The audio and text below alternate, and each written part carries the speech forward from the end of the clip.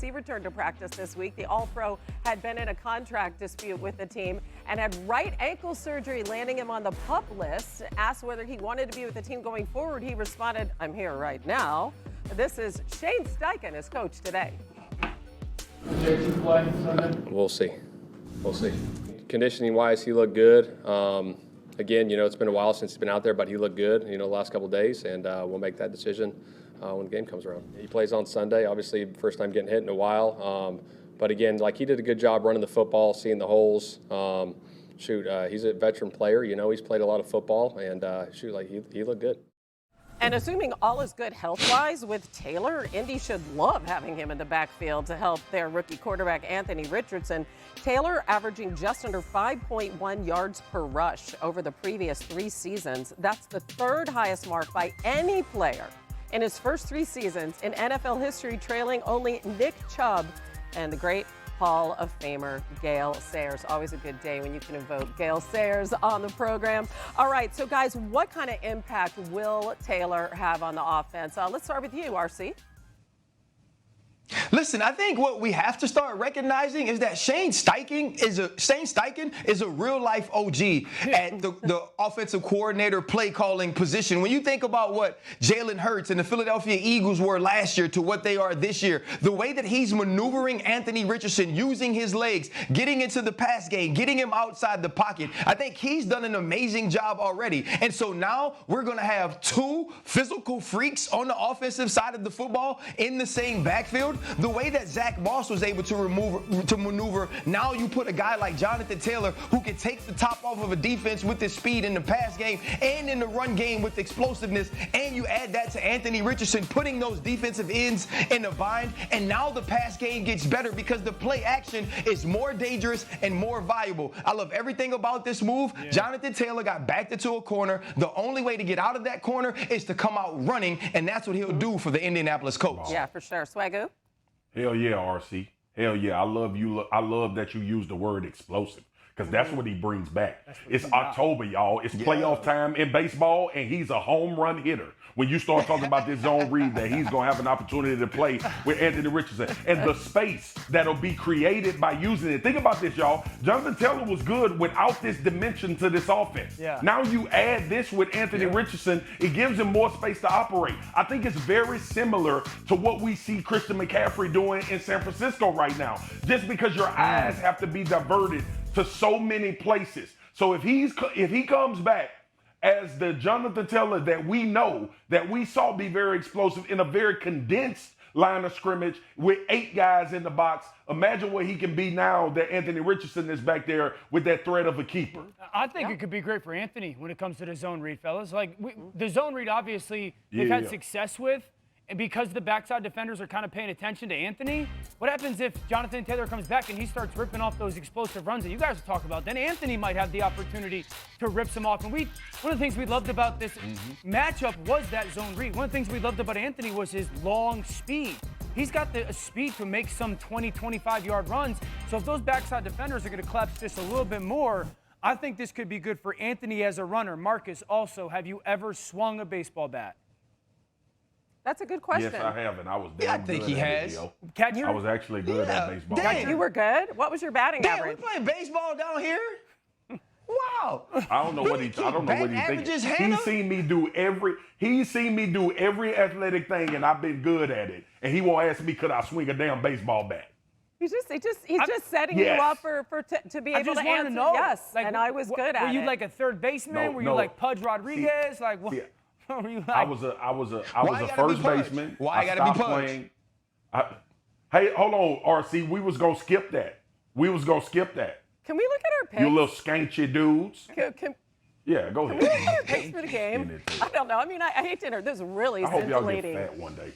Discussion. I took the Titans. Yeah, I got the Titans. Swagoo and I are on the Titans. You guys took Week 5 of the NFL season, and it's time to look at a few games. Have the fellas give us one thing that is a total lock in each game, and then what will be the biggest key.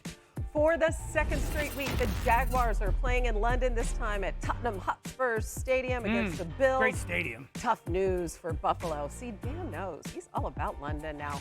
Trey White is lost for the season after the torn Achilles, but look who's back. Von Miller at practice this week. He made the trip to London, joining a team that is atop the NFL in sacks and takeaways already. Dano, give me a lock for the Jags and the Bills, Mr. London. Yeah, it's a lock that the Buffalo Bills will get under center with Josh Allen and give players like Stephon Diggs the chance to go utilize their greatest skill, the route running down the field. They will challenge this Jacksonville secondary with that. Josh and that big arm and the route running ability. Tyson Campbell is a great at the line of scrimmage corner. Struggles a little bit to find the football downfield. It is a lock that the Bills will challenge that. All right, RC, what's the biggest key in this one?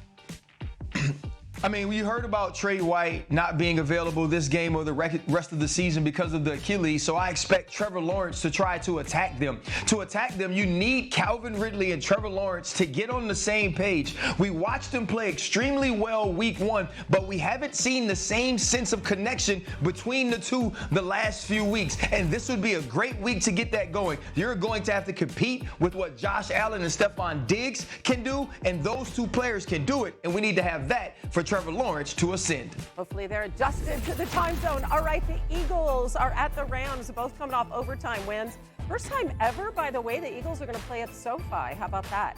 Jalen Hurts coming off his best game of the season. On the other side, Matthew Stafford. Now we know he has Cooper Kupp off IR and Puka Nacua, one of the top candidates for Offensive Rookie of the Year. So, Marcus, what do you think is a lock here in this game? Get down, A.J. Brown will get down the field on one of those one-on-one go balls, and it'll be an explosive play for the Philadelphia Eagles offense.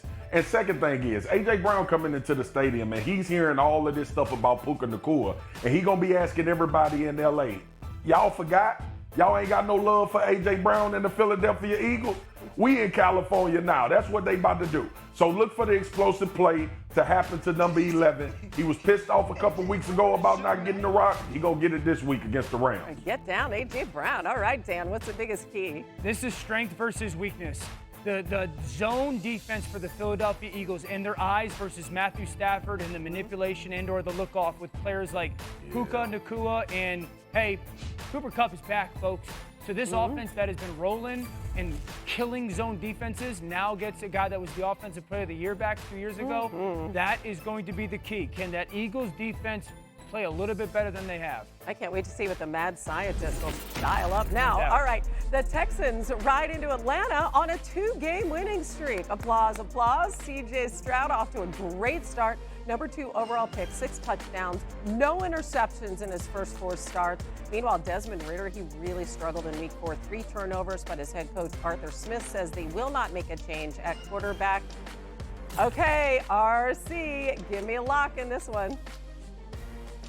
The rookies will run the room. On the Houston Texans, it's going to be about C.J. Stroud, the best quarterback of this class and one of the best quarterbacks in the entire league when you look at what he's accomplished thus far. And Dan knows this better than anybody watching the Atlanta Falcons last week. It's about Bijan Robinson in Atlanta, whether it's the pass game or the run game. The dude is absolutely dynamic. I've had an opportunity to sit with both of them. They're both leaders of men, but we see what they're already accomplishing on the grass. Yeah, Stroud's leading like a veteran. All right, Swagger, what's the biggest key?